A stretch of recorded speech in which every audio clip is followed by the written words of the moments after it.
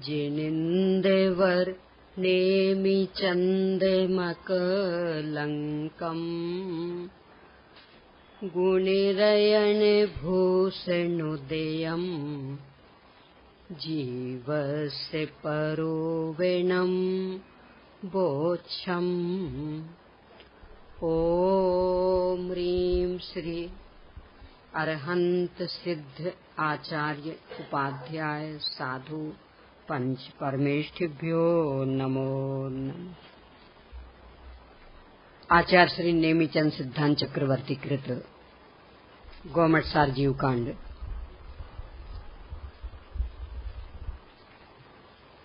गौमटसार के इन प्रकरणों का जीव कांड कर्म कांड नाम क्यों पड़ा, इस पर अपनी चर्चा चल रही है। एक बिंदु अपन ने देखा कि इनमें चूंकि अज्ञानतावश हुई अपनी उद्यमबाजियों का उच्छृंखलताओं का वर्णन, इसलिए जीव कांड, और उसका निमित्त पाकर के कर्मों में भी जो परिवर्तन होता उनका वर्णन, इसलिए उसका नाम कर्म कांड।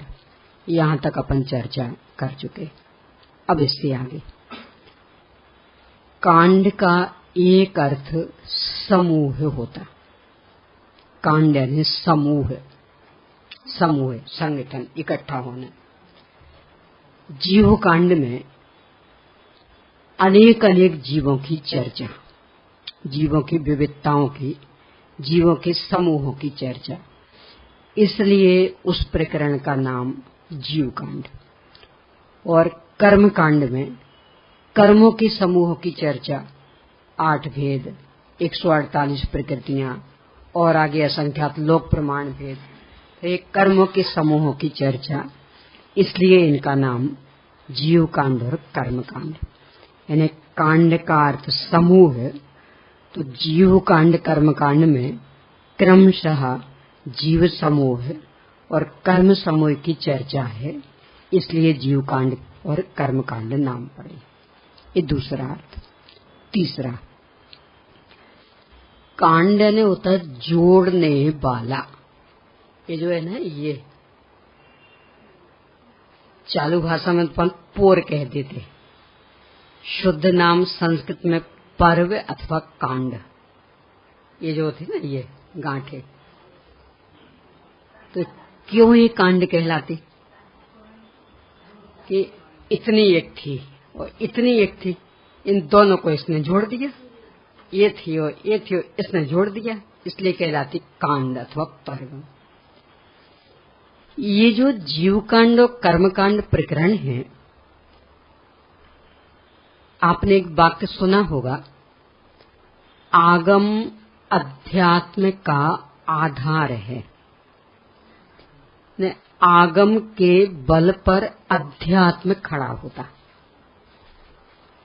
आगम यदि नींव है तो अध्यात्म महल, आगम यदि जड़ है तो अध्यात्म वृक्ष। जैसे जड़ के बिना वृक्ष की कल्पना नहीं की जा सकती, नींव के बिना महल की कल्पना नहीं की जा सकती, ऐसे ही आगम के बिना अध्यात्म की कल्पना ही असंभव। यानी आगम अध्यात्म से जोड़ता है। आगम का ज्ञान जितना ठोस होगा, जितना यथार्थ होगा, समझ लेना जीवन उतना शीघ्रता से, अत्यंत व्यवस्थित ढंग से आध्यात्मिक हो जाएगा। यानी आगम अध्यात्म से जोड़ता है। अब इसमें भी 2 रूपों में, एक तो ये आगम परक शास्त्र अध्यात्म से जोड़ते, दूसरा आगम परक शैली आध्यात्मिक जीवन से जोड़ती। तो पहले तो आगम परक शास्त्र अध्यात्म से जोड़ते, ये देखें। आगम में सन्मात्र वस्तु का वर्णन होता, सत्तावान वस्तु, यानी जो है उसकी चर्चा होती। और अध्यात्म में स्वयं पर के भेद विज्ञान की मुख्यता की चर्चा होती है। मूल वस्तु ही पता नहीं हो तो भेद ज्ञान किनसे करेंगे? यानी यहाँ कोई दो चीजें हैं, जड़ और चेतन, तो ये पता हो तब तो भेद ज्ञान करना कि मैं जड़ हूं कि चेतन हूं।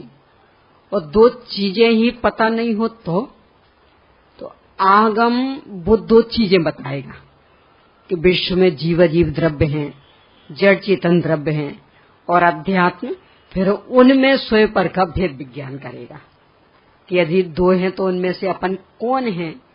तो आगम ज्ञान, आगम परक शास्त्र ये अध्यात्म से जोड़ देते, हर क्षेत्र में लगाना। जीव द्रव्य की सिद्धि हो, उत्पाद व द्रव्यात्मक जीव द्रव्य की, तब तो उसमें 7 तत्व और 9 पदार्थों की सिद्धि होगी ना। और तब कहीं जाकर, चूंकि 9 तत्व गतत्वेपि यदेकत्वम न मुंचति, इसलिए भूतार्थ न से जाने हुए 9 तत्व सम्यक।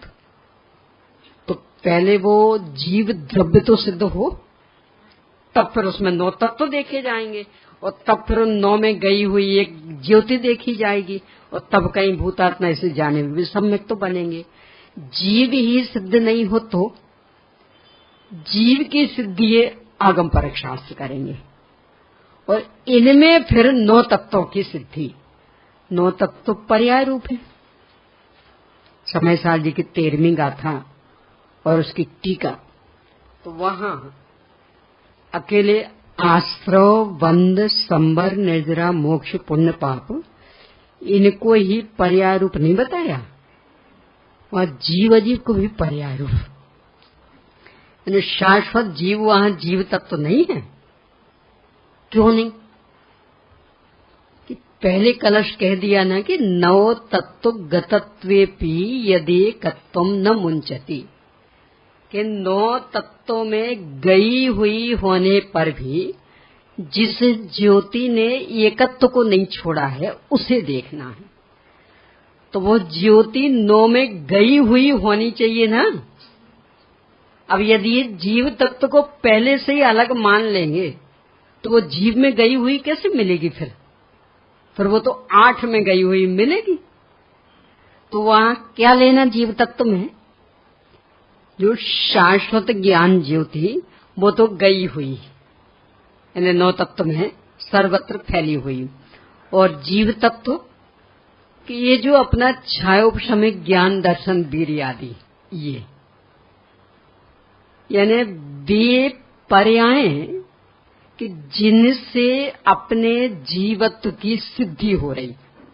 मोक्षपाद प्रकाशक की भाषा में कहें दूसरे अध्याय के अंतर्गत तो वे लिखेंगे ये जो प्रगट जानना देखना चल रहा है ना, बस इनको धरती हुई जो वस्तु है वो जीव है। तो इससे जीव की सिद्धि हुई। तो ये जो जानना देखना निरंतर चल रहा है ना, इसका नाम है वहां जीव तत्व।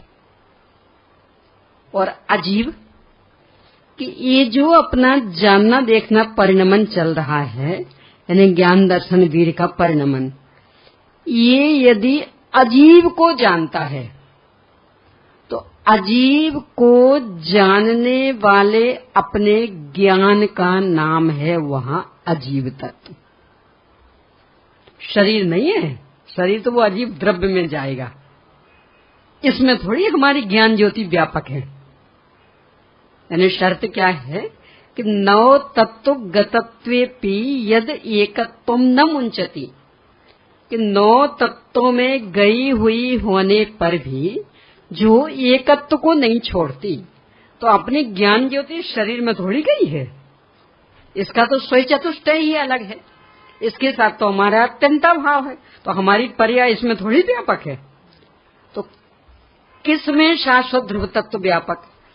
कि अपनी ही जो पर्याय जो इसको विषय बना रही, उसमें अपनी शाश्वत सत्ता व्यापक है, यानी उसमें द्रव्य बह रहा है। प्रभावशील है ना पर्याय, तो उसमें द्रव्य बह रहा।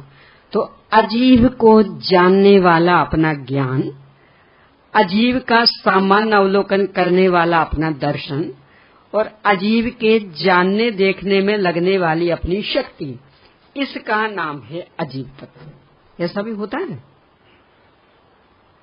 कि लोक में तो यही चल रहा। इंजीनियर किसे कहते? जिसे इंजन का ज्ञान हो, कि वो स्वयं इंजन बन गया। तो इंजन का ज्ञान करने वाले को, यानी मशीनरी का ज्ञान करने वाले को इंजीनियर कह दिया। तो अजीब का ज्ञान करने वाले को अजीब कह दिया, तो इसमें कौन सी बड़ी बात हो गई? वकील किसे कहते? वकालत का जैसे ज्ञान हो, तो वकालत का ज्ञान वाला वकील, तो अजीब के ज्ञान वाला, भाई न्याय तो वही है ना।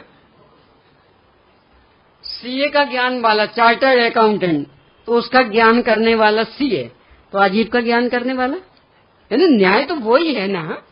यानी लोक में भी तो यही व्यवहार हो रहा है ना। दुकानदार किसे कहते? कि और कुछ, कि वो स्वयं दुकान रूप बन जाता क्या? यानी दुकानदारी का ज्ञान रखने वाला दुकानदार, तो अजीब का ज्ञान रखने वाला अजीब। सीधा सीधा तो न्याय है। यानी लोक में भी न्याय चलता है। तो अपनी जो जानने देखने वाली पर्याय जो अपने जीवत्व को प्रसिद्ध कर रही, ये तो है जीव तत्व। और ये ही पर्याय यदि अजीव को जान रही हैं, तो ये अजीव तत्व। और क्यों? क्योंकि अजीव को जान रही हैं वो, इनका विषय अजीव बन रहा, इसलिए इनका नाम अजीव तत्व। पर है वो पर्याय अपनी जीव की शाश्वत सत्ता में से उत्पन्न हुई। उन सब में एक शाश्वत ध्रुव तत्व विद्यमान, इसलिए इन सब पर्यायों में शाश्वत ध्रुव तत्व देखेंगे तो मिल जाएगा, क्योंकि वो दो तत्व में गया हुआ है। यानी अपनी अनादि अनंत पर्यायों में स्वयं अपन शाश्वत सत्ता विद्यमान है। तो किसी भी पर्याय को देखें, शाश्वत सत्ता दिख जाएगी। तो पहले उत्पाद व ध्रुव्यात्मक सत्य सिद्ध हो, तब तो फिर उत्पाद व्यय में ध्रुव खोजा जाएगा ना।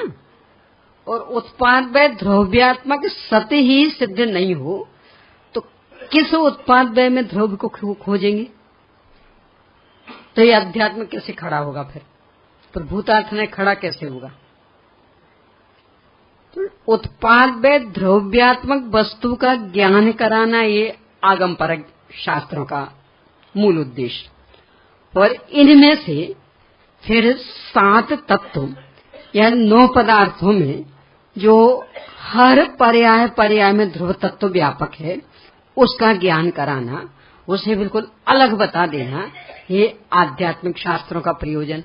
तो पहले आगम परक शास्त्रों को समझेंगे, तब कहीं अध्यात्म परक शास्त्रों का ज्ञान हो पाएगा। गुरुदेव श्री का तो इसमें अत्यंत स्पष्ट मंतव्य रहता था कि समय सार की विषय वस्तु को समझने के लिए सबसे पहले पंचास्तिकाय संग्रह की और प्रवचन सार की विषय वस्तु समझनी पड़ेगी। उसके बिना समय सार समझ में नहीं आएगा। यहाँ का तो मैं तो देखा तो बहुत खुशी हुई कि चलो पंचास्तिकाय का ही चल रहा है, बढ़िया है। और शुरू से चला होगा तब तो 8वीं गाथा आई ना, बढ़िया। यानी इसके बिना समय सार की वस्तु नहीं समझ में आएगी। देखो लोक में भी होता, बुंदेलखंड में एक कहावत चलती, न्यारो पूत पड़ोसी बराबर। यानी आपका ही बेटा है पर विभक्त हो गया है, अलग हो गया है, तो पड़ोसी जैसा। बात तो सही है। यानी उसकी संपत्ति तो आपको नहीं मिलेगी। मान लो बंटवारा हुआ तो आपके पास जितना रहा वो उतना, और उसका भाग्य चमका।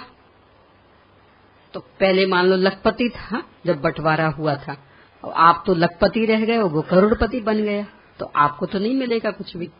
तो इस दृष्टि से तो बात सही है, न्यारो पूत पड़ोसी बराबर। पर यदि कोई सूतक पातक का प्रसंग होगा तो क्या होगा? मान लो उसके यहाँ बेटे का जन्म हुआ, वो आप कहें सब न्यारो पुत पड़ोसी बराबर, न्यारो पुत पड़ोसी बराबर, तो वो तो हमारा पड़ोसी है। तो पड़ोसी के यहाँ जन्मा था बेटा, तो हमें कहाँ बसूतक लगा था? तो ऐसे इनके यहाँ जन्मा, हमारे बेटे के यहाँ बेटा जन्मा, तो उसका फसूतक हमें क्यों चलेगा? तो वो न्यारो पुत पड़ोसी बराबर अकेले संपत्ति के लिए है कि वो संपत्ति नहीं मिलेगी, पर बाकी कि रक्त संबंध जब तक विद्यमान है तब तक वो तुम्हारा बेटा कहलाएगा। वो गवर्नमेंट में लिखा जाएगा, नाम तो तुम्हारे लिखा जाएगा। वहां ये नहीं चलेगा कि साहब वो तो अलग हो गया, तो हम अपना नाम क्यों उसके साथ जोड़ें? लिखना पड़ेगा कि नहीं? लिखना पड़ेगा। ऐसे ही यहाँ कि पर्याय तो अलग होती, पर्याय तो अलग होती, आश्रय तत्व तो अलग है। इसमें समय साजी में संबर अधिकार, क्रोध क्रोध में है, उपयोग उपयोग में है, उपयोग में क्रोध नहीं है, क्रोध में उपयोग नहीं है। अत्यंता भाव, तो अत्यंता भाव मतलब ऐसे ही होगा जैसे शरीर और हम, तो अत्यंता भाव, जैसे क्रोध और हम अत्यंता भाव। तो जैसे हमें शरीर से कोई मतलब नहीं है, कुछ भी हो, तो ऐसे हमें क्रोध से कोई मतलब नहीं, होता है तो होता रहे। तो गुरुदेव श्री की भाषा में कहेंगे तो वे कहेंगे यतो भ्रष्ट ततो भ्रष्ट हो जाएगा। यानी वो जो अत्यंता भाव की चर्चा है, वो पहले इस अत्यंता भाव को समझो और इसके बल पर उसको तो बिल्कुल तादात्म्य रूप में देखो, क्षणिक तादात्म्य, अतद भाव रूप में देख लेना। जब ये अत्यंता भाव की दीवार पक्की हो जाए वज्र जैसी, फिर अंदर अंदर भेद करना, तब उस अत्यंता भाव का नंबर आएगा। और ये अत्यंता भाव की दीवार पक्की नहीं बनी और उस अत्यंता भाव में उलझ गए तो ये तो भ्रष्ट ततो भ्रष्ट हो जाएंगे। यानी शरीर तो अलग दिखेगा नहीं और क्रोध अलग दिखने लगा, केवल ज्ञान से भिन्नता दिखने लगी। वो शरीर तो मैं ही, तो इस शरीर को रखने के लिए तो सब कुछ करना, केवल ज्ञान से मैं भिन्न हूं। तो गुरुदेव से कहेंगे मर जाएगा, केवल ज्ञान है कहां जिससे भिन्नता कर रहा? पहले इससे भिन्नता कर जिसको लेके अन्याय नीति अवक्ष का सेवन कर रहा, न दिन गिनता न रात गिनता। अपने जैसे भगवान आत्मा भी भगवान आत्मा नहीं लगते। अपने साथ कोई दुर्व्यवहार करे तो कैसा लगता? अपने को बुरा लगता। तो अपन किसी के साथ करेंगे तो कैसा लगेगा उसे? तो अपने शरीर के खातिर अन्य जीवों के साथ जो अपन दुर्व्यवहार कर रहे, जब करते हैं तब ख्याल में आता है कि यही व्यवहार यदि हमारे साथ होता तो कैसा लगता हमें। यानी कोई हमारी उंगली चबा के खाने लगे, कैसा लगेगा? और वो आलू चबा चबा के खा जाए, कांदा बटाटा दही बड़ा सब लगा लेना, रात्रि भोजन सब है ना, जो भी अब चल रहे। अन्याय अनीति में भी कि अरे सब स्वास्थ्य के लिए हरी घास पर चलना तो बढ़िया होता है, चश्मा उतर जाएगा। जो बता रहे हैं उनसे तो पूछो जरा, पूरी जिंदगी हो गई हरी घास पर चलते चलते, तो उनका तो नंबर उतर गया होगा ना, उन्हें तो चश्मा नहीं लगता होगा ना। यानी लगता ही नहीं कि अपने जैसे भगवान आत्मा हैं तो इनके प्रति कुछ तो रहम खाएं। कितने निष्ठुर हो जाते। मान लो अपन ऐसे बैठे हो और जानबूझ के नहीं, धोखे से ही आप निकल रहे थे, हमारा हाथ ऐसा था तो धोखे से आपका पैर इस पे पड़ गया, धोखे से, जानबूझ के नहीं। आपने सॉरी भी कहा, पर आखिर हमें तो जो तकलीफ हो गई वो हो ही गई। कैसा लगता? इतने से में तड़फ जाते।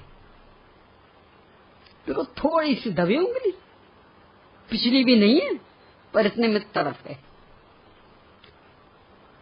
और अपन अनंत अनंत जीवों की चटनी पीस रहे सो, बिना छने पानी की अत्यंत साफ दिखने वाली एक बूंद। अपने भगवान तो कह रहे हैं असंख्य त्रस जीव, वो जलकाय की तो बातें कौन करे, वो तो शरीर ही उनका है, वे भी असंख्य, पर त्रस जीव भी असंख्य। ना मानो, कल चर्चा की थी ना कि विज्ञान पर तो विश्वास है ना, उसका ही मान लो। तो विज्ञान ने माइक्रोस्कोप पर गिनकर कितने बता दिए हैं। देखो, साफ दिखने वाली बूंद, तो एक बूंद में 36,450 जीव गिन के दिखा दिए माइक्रोस्कोप में। वो साइंस की पुस्तक में तो चित्र भी दिया रहता, बिल्कुल बिलबिलाते हुए 8-8 पैर तक के। वो एक उसकी सीढ़ी भी बनी ना, देखी हो तो कहीं, 8-8 पैर के चलते फिरते बिलबिलाते हुए जीव। ऐसे देखते तो बिल्कुल साफ दिख रही है, यानी नाली का पानी नहीं, बिल्कुल साफ। और उसमें 36,450 जीव माइक्रोस्कोप की प्लेट पर गिन करके बता दिए। क्या कहलाते? 36,450। भगवान तो असंख्य कह रहे, पर असंख्य का ना से विश्वास, तो 36,450 तो बता रहे ना कि देख लो ना अपनी आंख से, एक दो तो नहीं। दया आती है। बोलो, जब वो अनछना पानी काम में लेते, वो हर क्षेत्र में लगा लेना, नाम में लेना नहीं चाह रही किस किस में लेते, क्योंकि अपने को तो सब रेडीमेड चाहिए ना, मेहनत तो करना चाहते नहीं। चाहे वो बॉयलर हो, चाहे गीजर हो, और चाहे वो फ्लैश हो, चाहे जो जो भी, सब में लगा लेना, कौन करे मेहनत। याद आता है कि एक बूंद में 36,450 जीव। अपने जैसी भगवान आत्मा है कि छोटे नहीं, अपन बड़े।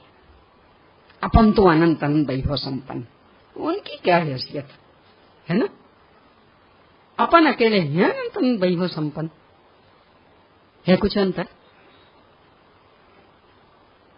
क्यों ये विडंबना हो गई कि पंचास्तिकाय संग्रह का स्वाध्याय नहीं किया, प्रवचन सार का नहीं किया, सीधे समय सार पर पहुंच गए। गुरुदेव से इसे गलती नहीं हुई थी, उनने तो पंचास्तिकाय पर पहले कर दिए थे प्रवचन सार पर भी कर दिए थे, और भी बार बार करते रहे। इसके बाद समय सार को दोहराते रहे, पर अपने से गलती हो गई। तो परिणाम ये निकला कि केवल ज्ञान से भिन्नता तो हमारी समझ में आने लगी, पर शरीर से भिन्नता हमारी समझ में नहीं आ रही।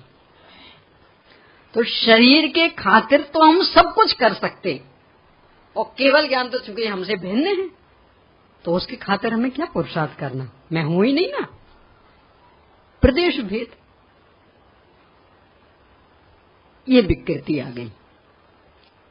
यहां अपनी चर्चा किस पर से कि आगम का ज्ञान अध्यात्म के ज्ञान से जोड़ता, यानी पहले उत्पादभेद द्रव्यात्मक वस्तु का ज्ञान हो, तब उसमें से परिणमनशीलता अलग और स्थायित्व अलग, ऐसा भेद विज्ञान कर पाएंगे।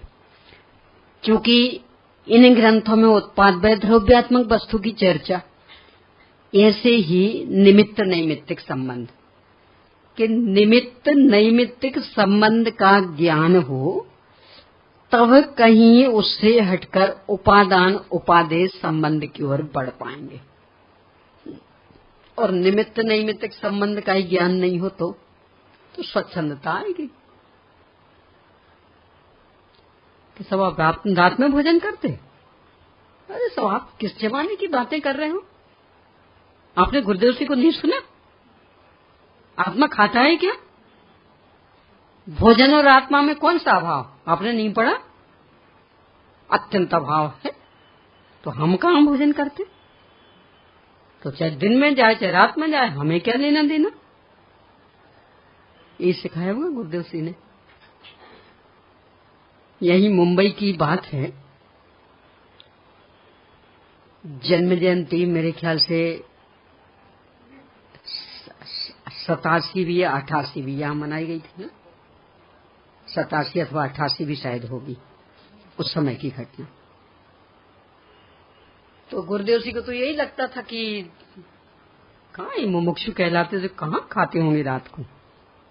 पर किसी ने धीरे से कह दिया, साहब ये जो है ना आपके सामने खूब हाँ में हाँ मिलाते, प्रमाण गुरुदेव श्री, ये रात में भोजन करते हैं।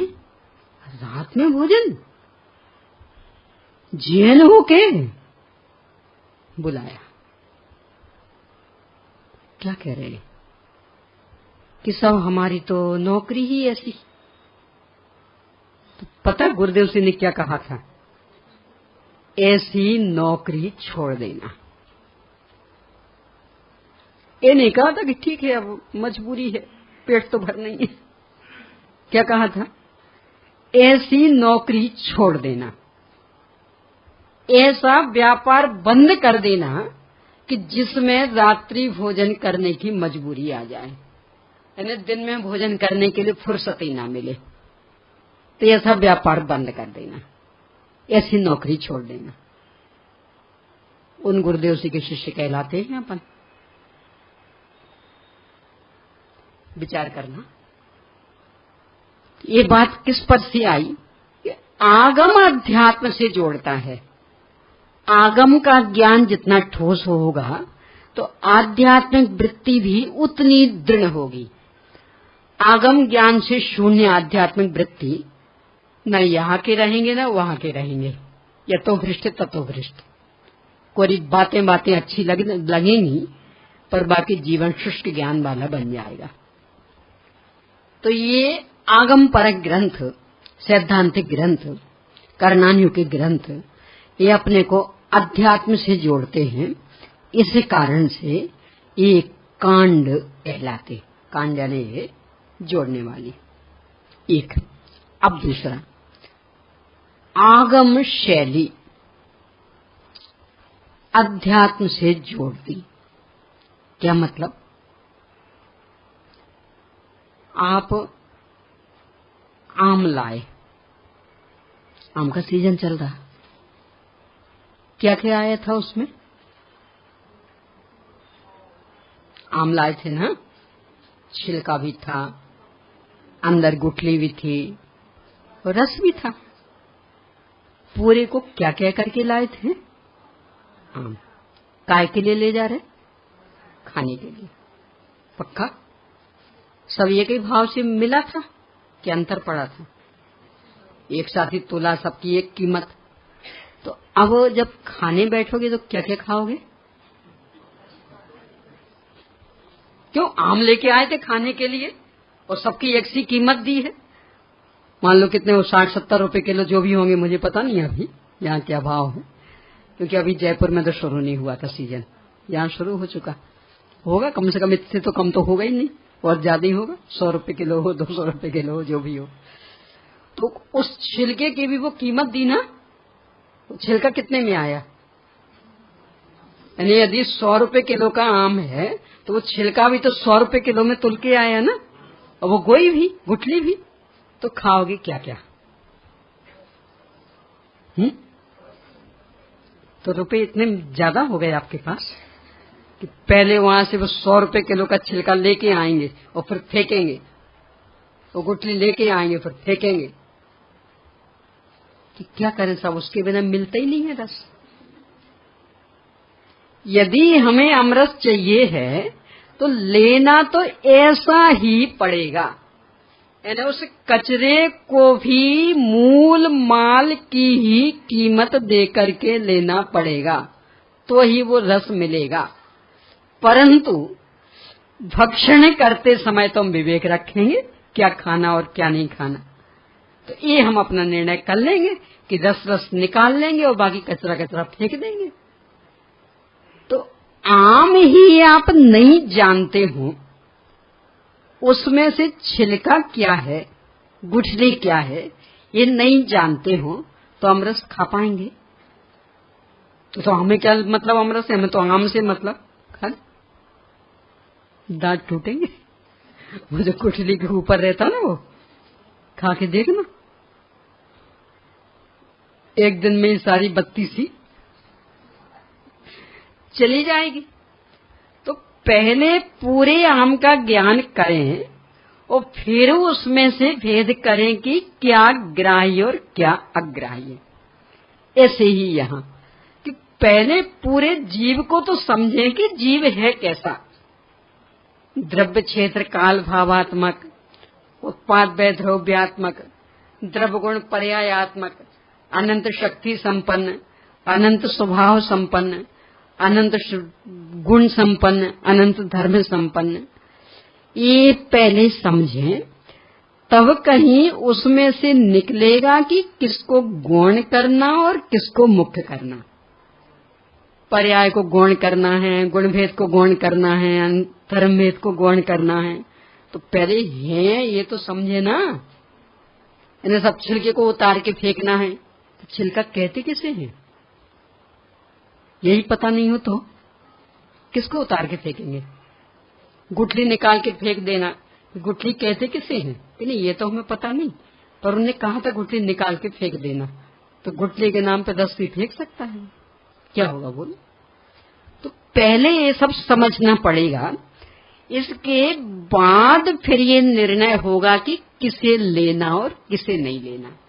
ऐसे ही संपूर्ण सत्ता उत्पाद व्यय द्रव्यात्मक, और वो भी किन किन के बीच में, शरीर के बीच में है, ज्ञानावर्ण आदि कर्मों के बीच में है, क्रोध आदि के बीच में है। तो ये पूरी समझें, तब कहीं इनमें से किसे अपनत्व रूप से स्वीकार करना और किसे नहीं करना ये निर्णय कर पाएंगे। तो ये आगम ज्ञान आध्यात्मिक जीवन जीने के लिए अपने को प्रेरित करेगा।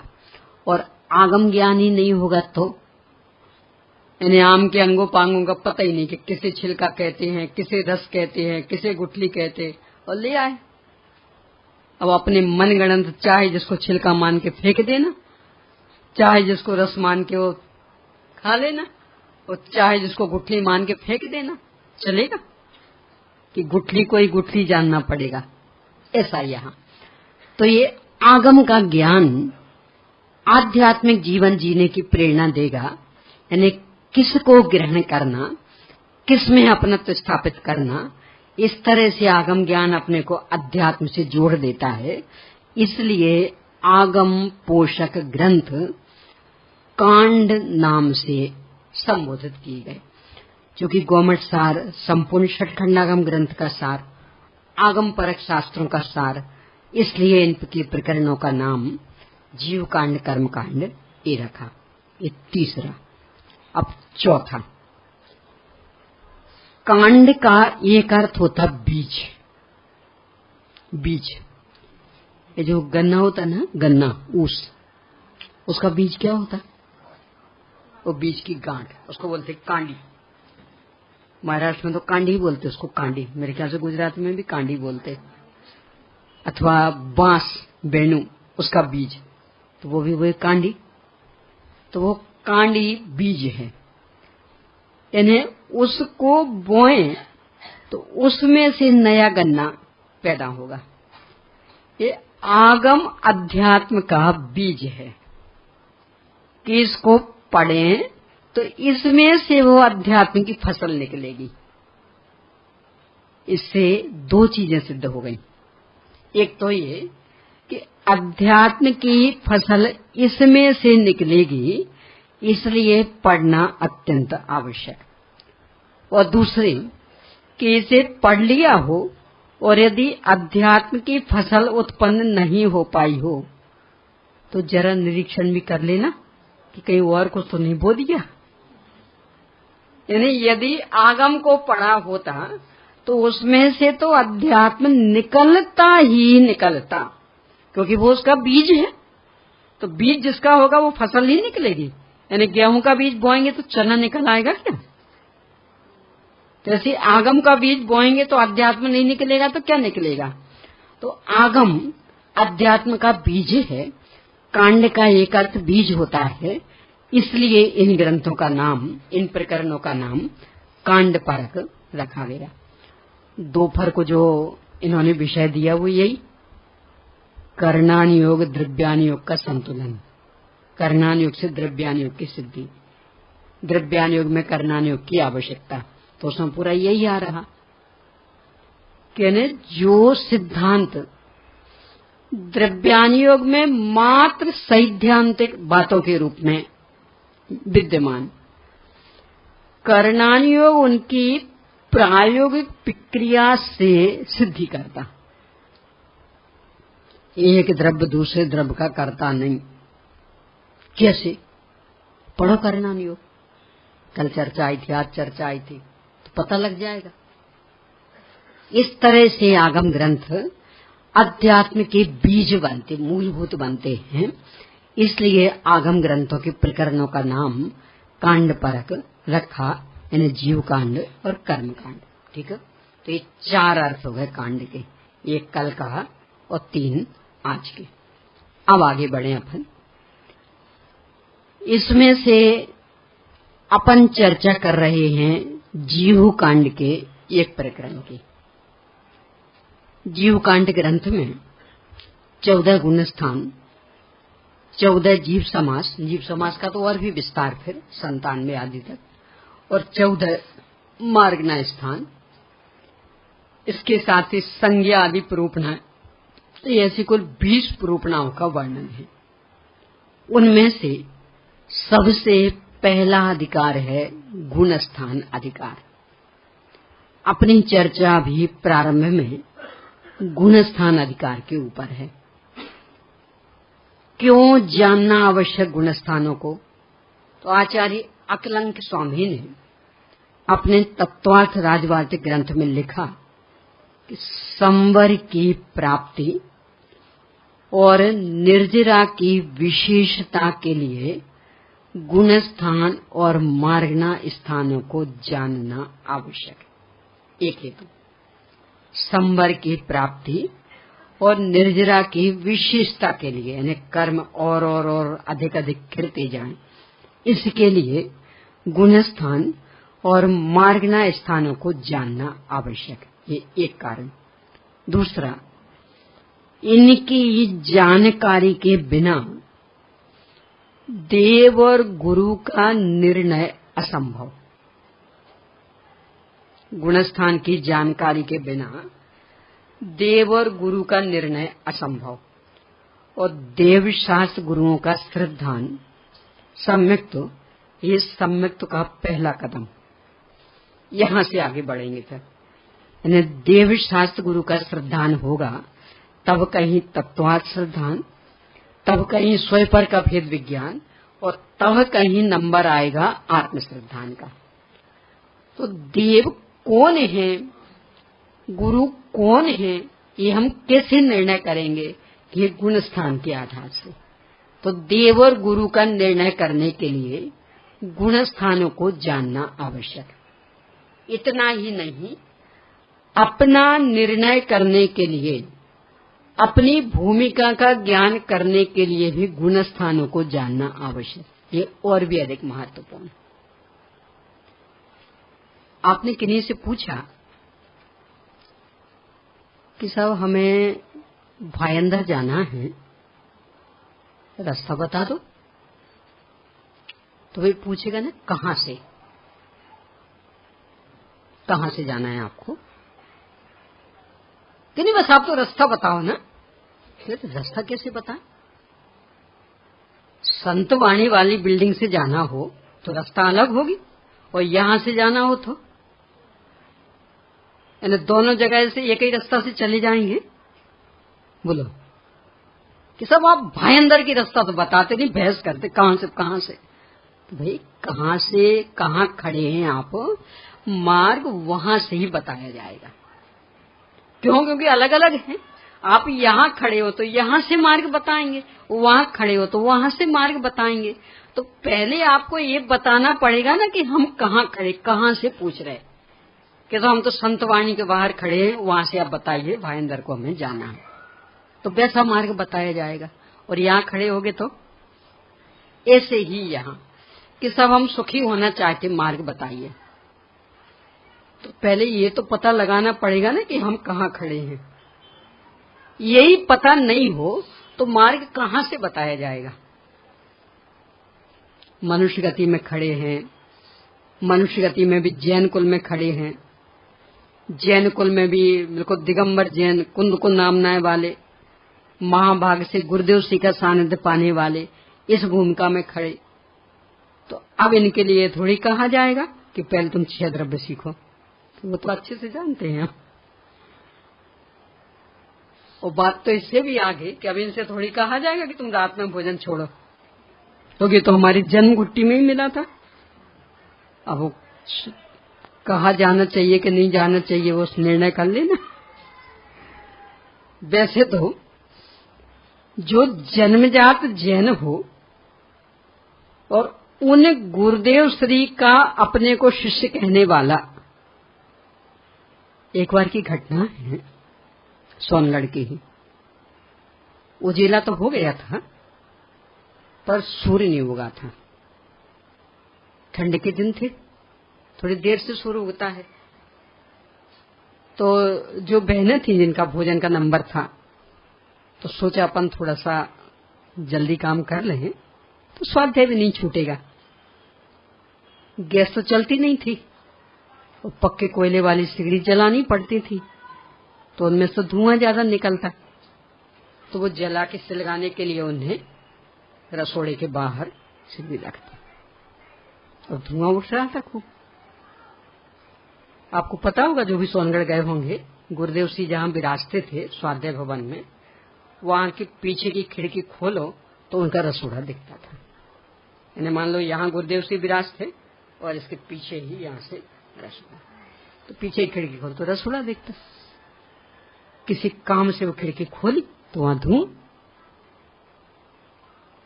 गुरुदेव जी को लगा शायद आग लग गई होगी, तो चंदू भाई बैठे थे, देखना नहीं आग लग गई, उनको तो देख रही थी। चुप, अरे जाके देखो तो। नहीं साहब, आग नहीं लगी, देखो ना धुआं उठ रहा। और डरती डरती बताया सब वो सिगड़ी से लगाई है। हैं? सिगड़ी से लगाई इस समय? कि हाँ साहब, वो सूर्य थोड़ी देर से उगता है ना, और स्वाध्याय नहीं छूटे इसके लिए थोड़ा सा जल्दी, इसके लिए जाओ कह दो हम भोजन नहीं करेंगे। इस भोजन बनाने का समय होता, अंधेरा नहीं था, उजेला हो चुका था, पर सूर्य नहीं उगा था। बीच का समय रहता ना, उस समय की घटना। इस समय का बनाया हुआ भोजन किया जाता है। अब वो बात होते होते राम जी भाई तक पहुंच गए। अब सब थर थर कपे, अब क्या होगा। आए सब माफ करे, कुछ नहीं चलेगा, आज भोजन नहीं करेंगे। सब आगे से सावधानी रखेंगे। कह दिया ना, ये जैन है, सूर्य के प्रकाश के बिना भोजन बना रहे जैन हैं, ये भोजन करने योग्य है, उनके शिष्य कहलाते हैं अपन। देखो, हर बातें मात्र कह करके ही नहीं सिखाई जाती हैं, कितनी ही बातें करके बता देते हैं वे। और जो उन्हें करके बताया अपनी दृष्टि वहां नहीं जाती। कह करके भी खूब खूब बताया है। श्रावक धर्म प्रकाश अब तो शब्दशा भी छप के आ गया, पढ़े जरा उसको। इतना फटकारते हैं कि ऐसा यदि चलता है तो वो नामधारी जैन नहीं। सुबह से उठ करके देव शास्त्र गुरु याद नहीं आवे, पेपर याद आ जाए, चाय याद आने लगे, नाश्ता याद आने लगे, देवसास गुरु याद नहीं आ रहे, नामधारी जैन नहीं। रात में भी भोजन याद आने लगे, नामधारी जैन नहीं। पढ़िए उसको, श्रावक धर्म संग्रह, और बिल्कुल शब्द शाप तो आ गया है। पहले तो संकलित था, अब तो बिल्कुल वहां सीडी भी चलाइए और इसको पढ़िए, बिल्कुल शब्द सा ये है। यानी यदि आगम का बीज नहीं होगा तो अध्यात्म की फसल नहीं आ पाएगी। गुणस्थान के माध्यम से अपनी भूमिका का ज्ञान करेंगे तब कहीं वो आगम का बीज अध्यात्म के रूप में फलित होगा। तो कहाँ खड़े हैं अपन, क्या भूमिका है, ये जानना अत्यंत आवश्यक, और इसका ज्ञान होता गुण स्थानों से। आपको शायद एक बात ख्याल में होगी, कविवर पंडित बनारसी दास जी,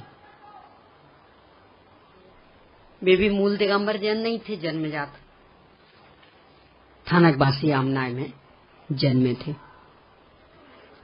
बाद में किसी प्रसंग से वैष्णव बन गए, शिव को भी पूजने लगे, फिर थानकवासी हो गए।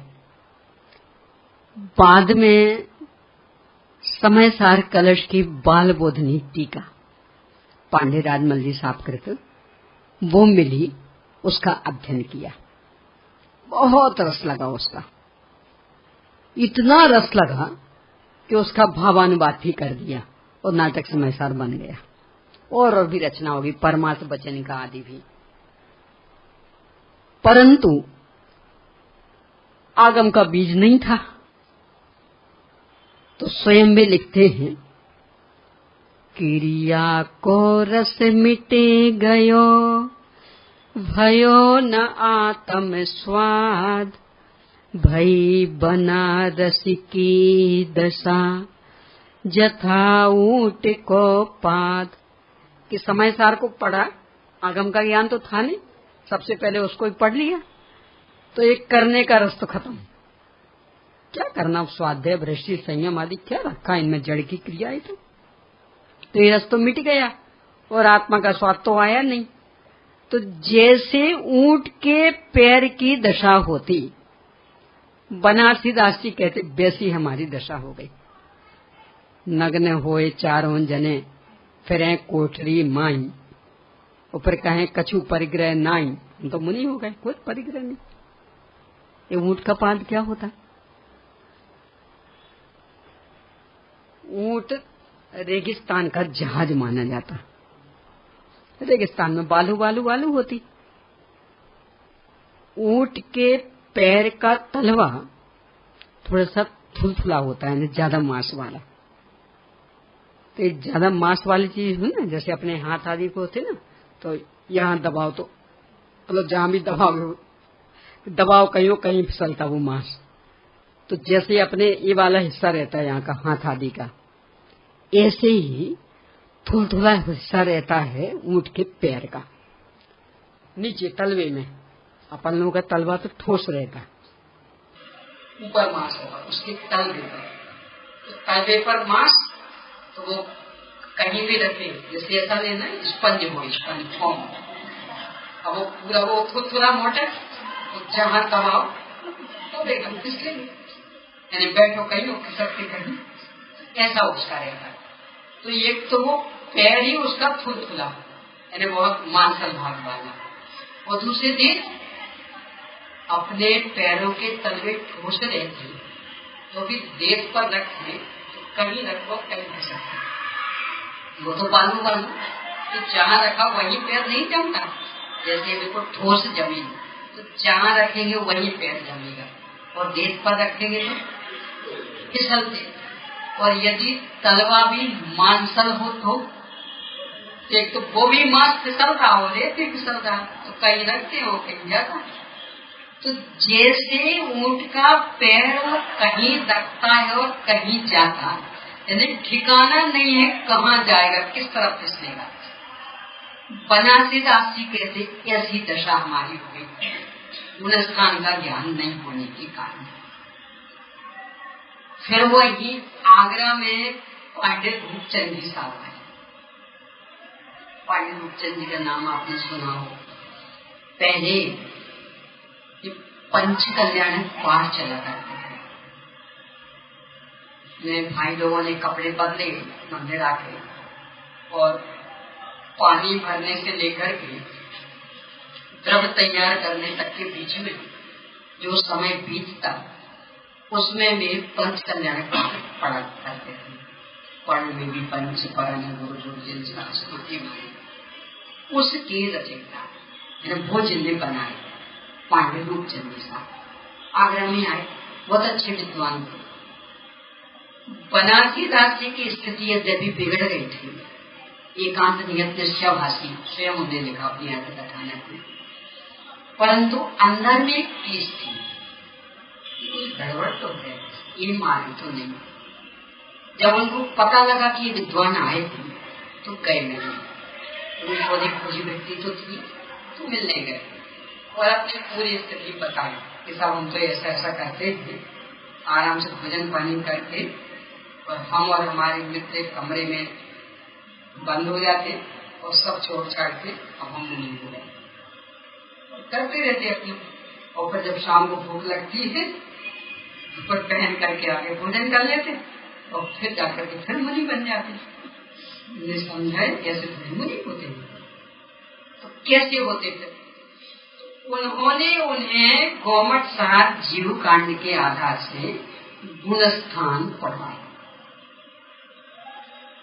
तब कहीं उनको अपनी भूमिका का ज्ञान और इसके बाद जीवन संतुलित हुआ, तब कहीं जाकर के आत्मानुभव। इस अपने जीवन की घटना से इतने प्रभावित हुए भी कि उनको ये लगा कि जिस कारण हम फिसल गए शायद कोई दूसरा भी फिसल सकता है, तो दूसरा ना फिसल पाए इसके लिए समय सार जैसे ग्रंथ में 14 गुणस्थान वाला प्रकरण जोड़ा। नाटक समय सार में अंतिम प्रकरण 14 गुणस्थान का, और एक 22 सबक शादी उसमें मिला है।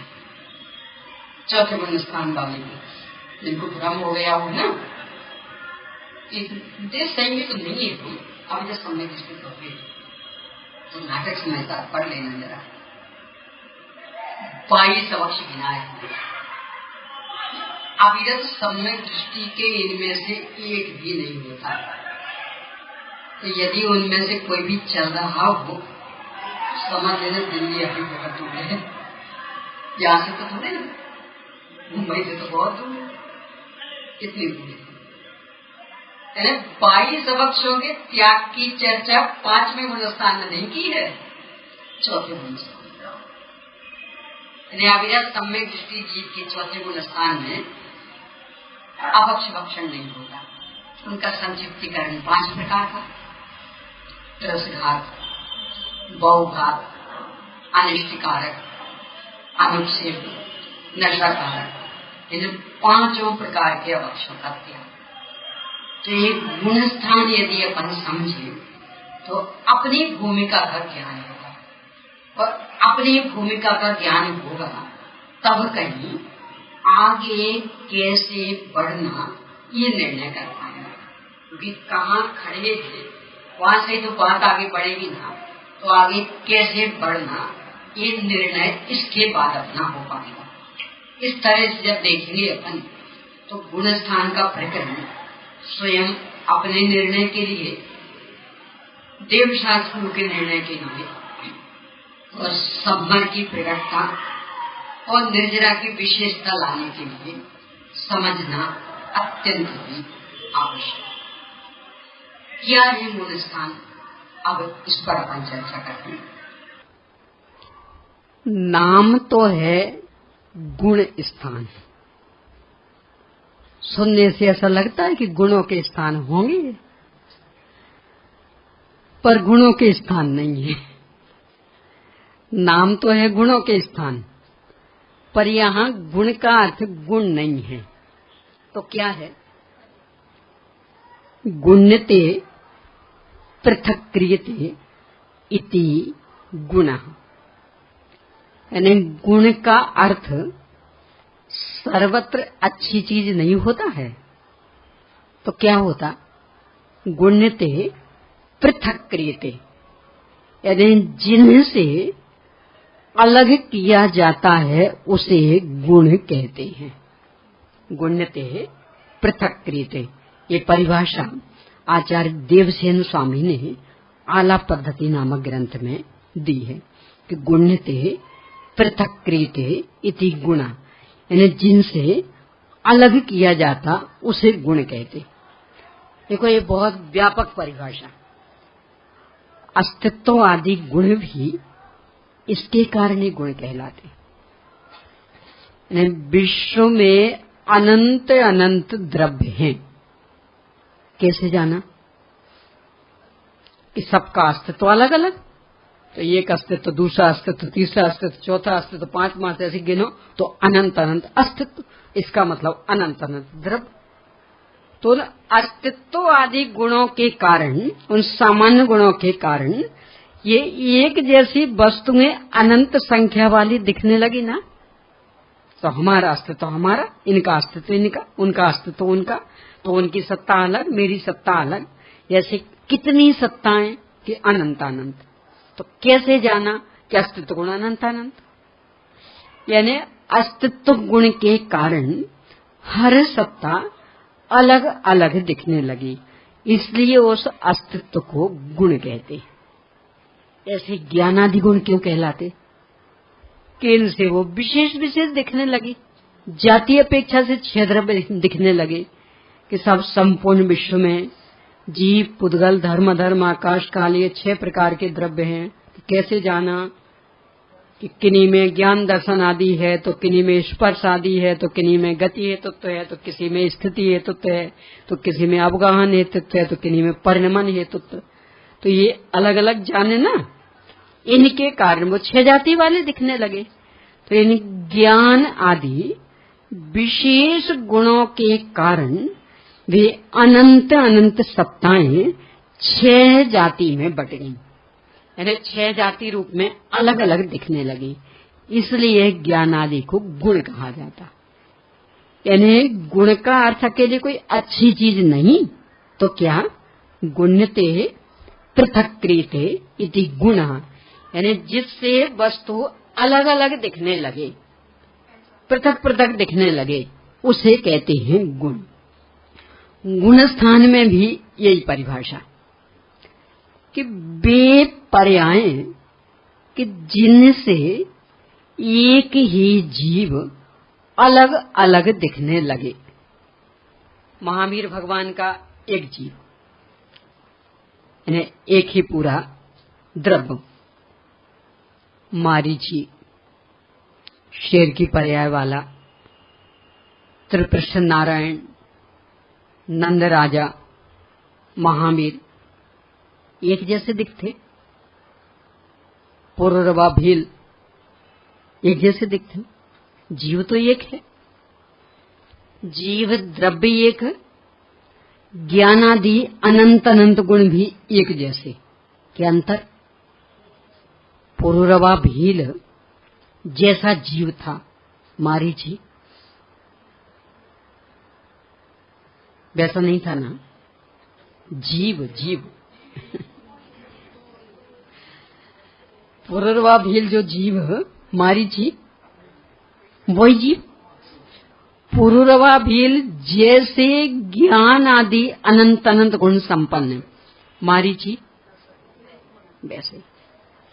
फिर भी जितनी श्रद्धा पुररवा भील पर जमती, मारीची पे जमती, पुररवा भील का जब जीवन पढ़ते, अरे गजब, भील होकर के भी मौत की कीमत पर भी, चूंकि हमने अपने जीवन में एक ही तो प्रतिज्ञा ली है महाराष्ट्री से, आज तक तो कभी कोई प्रतिज्ञा ली नहीं, अब तो नहीं छोड़ेंगे कि मर जाओगे, अब जो होगा सो होगा।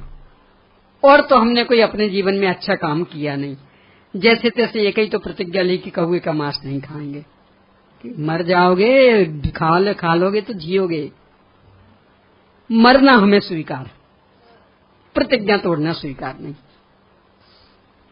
फिर बाद में वो घटना भी बता दी। उसके साले साहब जो आए थे समझाने, पहले तो उसको देख रहे कि कितनी स्थिर था, फिर पता है कि हमारे से देवी रो रही थी। पूछा हमने क्या बात, तो उसने कहा तुम जिनको समझाने जा रहे हो ना, वे मर के हमारे पति होने वाले हैं, और तुम समझा दोगे तो वे मांस खा लेंगे, तो फिर हमारे पति नहीं बन पाएंगे, इसलिए हम रो रहे। तो उन्हें एक घटना सुना दी। अच्छा, इतनी सी प्रतिज्ञा के निर्वाह के फल में हम देव होंगे, तब तो पूरे मास का त्याग। तो और ऊपर के स्वर्ग में पहुंच गए। तो ये जब घटना सुनते हैं तो कैसा भाव जगता, गजब का पुरुषार्थ। भील जैसा प्राणी, इन्हें जिंदगी से ही, पूरे बचपन से ही मांसाहार, और फिर भी, और ये मारीची हमारे पहले तीर्थंकर का कट्टर विरोधी, ये तो बिल्कुल अच्छा नहीं। और फिर जब शेर की पर्याय याद आती तो कैसा लगता, अरे ये कोई बात हुई।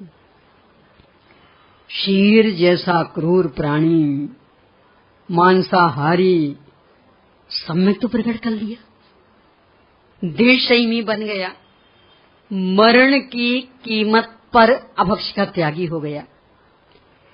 यानी जीव एक, ज्ञानादि अनंत अनंत गुण भी एक जैसे, फिर भी अलग अलग तरह के दिख रहे।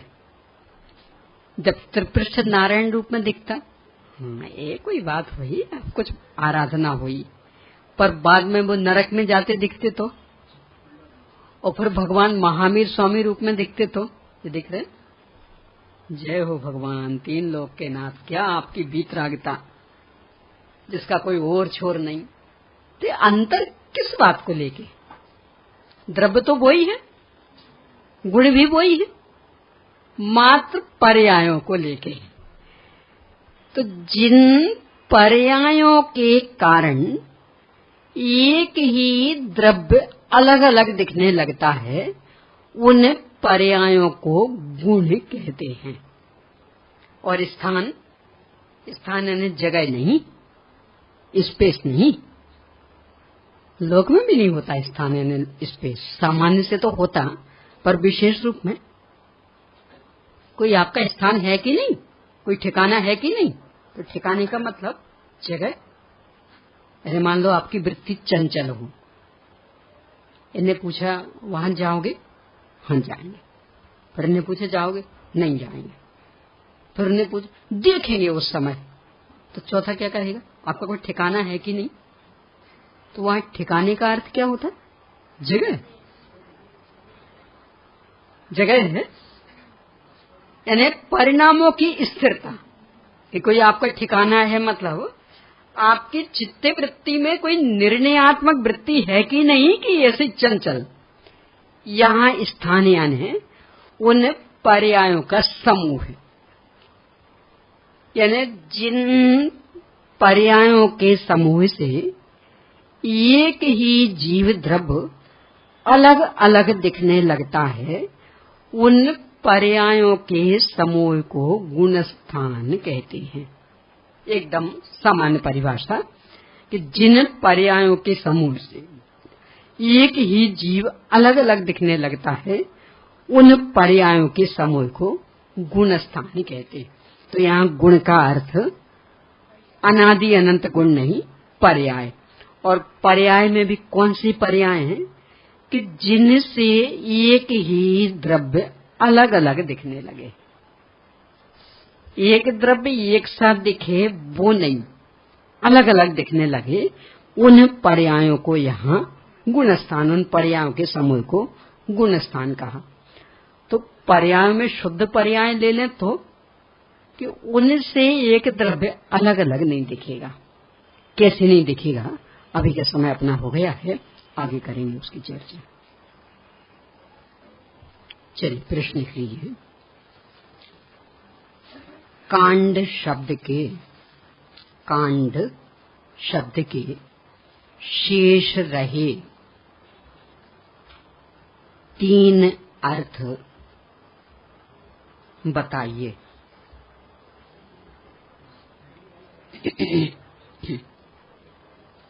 अगला, गुणस्थानों की जानकारी क्यों आवश्यक है? गुणस्थानों की जानकारी क्यों आवश्यक है?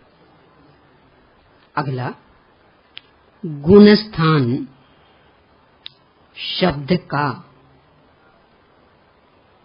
शब्दशः अर्थ बताइए। गुणस्थान शब्द का शब्दशः अर्थ बताइए। बस।